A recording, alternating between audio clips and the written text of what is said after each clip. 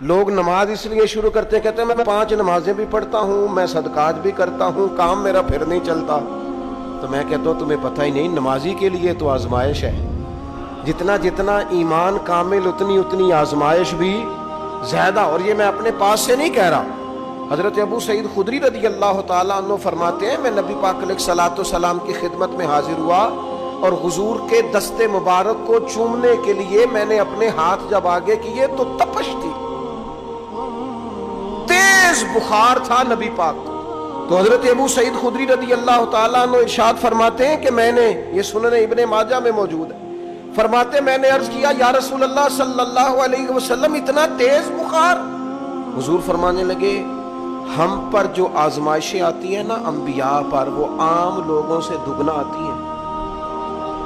یہ تو لاڈلے ہیں، یہ تو محبوب ہیں اللہ کے۔ فرمایا عام لوگوں سے دگنی آزمائش آتی ہے، لیکن فرمایا ہمارا رب بڑا کریم ہے، ہمیں اجر بھی ڈبل ہی عطا کرتا ہے، ہمیں اجر بھی ڈبل ہی عطا کرتا ہے۔ تو حضرت ابو سعید خدری کہتے ہیں موقع اچھا تھا، میں نے ایک سوال بھی کر دیا، میں نے کہا یا رسول اللہ صلی اللہ علیہ وسلم بتائیے نا بھلا دنیا میں زیادہ آزمائشیں کن کو آتی ہیں؟ تو حضور فرمانے لگے سب سے زیادہ آزمائشیں اللہ کے انبیاء کو آتی ہیں، نبیوں کو آتی ہیں۔ حضور اس کے بعد فرمایا اس کے بعد جو ان کے زیادہ قریب ہوتا ہے اسے آتی ہیں۔ لوگ کیا سمجھیں گے امام حسن کی آزمائش کو؟ لوگ کیسے سمجھیں گے سیدنا امام حسین کی آزمائش کو؟ فرمایا جو ان کے زیادہ قریب ہوتا ہے اسے زیادہ آزمائش آتی ہے۔ تو حضور کے سب سے قریب تو امام حسن ہے نا، امام حسین ہے نا، تو کیا سمجھتا ہے قربت بس نسبت کے اظہار کا نام ہے اور بڑے لطف کے ساتھ زندگی گزارنے کا نام ہے؟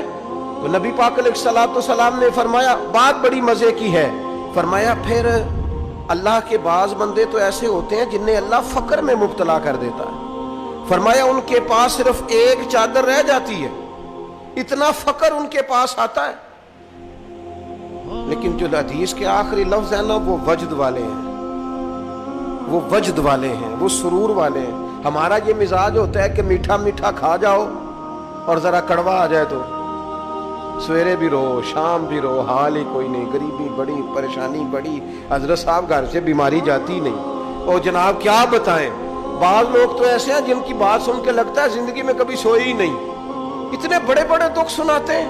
وہ خدا کی رحمت کا بھی تو ذکر کرنا، خدا نے جو تیرے اوپر انعامات کیے ان کا بھی تو ذکر کرنا، ان کا تذکرہ ہی نہیں کر رہا میرا بھائی۔ نبی پاک علیہ السلام نے فرمایا ان لوگوں پر دکھ آتے ہیں پر قربان ہونے کو جی چاہتا ہے ان لفظوں پر۔ حضور فرمانے لگے وہ رب کی طرف سے آنے والے دکھ پر بھی اس طرح راضی ہوتے ہیں جس طرح تم میں سے کوئی راحت ملنے پر راضی ہوتا ہے، سکون والی چیز ملنے پر جس طرح تم راضی ہوتے ہو اس طرح وہ دکھوں پر بھی راضی ہوتے ہیں۔ دکھ قبول محمد بخشا، دکھ قبول محمد بخشا، پر ایک شرط لگائی چھوٹی سی میاں صاحب نے، انہوں نے کہا 100 دفعہ قبول ہے، دکھ 100 دفعہ قبول، دکھ قبول محمد بخشا پر راضی رہن پیارے۔ یہ شرط یہ ہے کہ تو راضی رہ، تو راضی رہ، دکھ قبول محمد بخشا، راضی رہن پیارے۔ اور حضرت سلطان صاحب کہنے لگے اساں کیتی ہے جان حوالے رب دے، ایسا عشق کمایا ہے اسی مرن تو پہلو ہی مر گیا، باہو تا مطلب نو پایا۔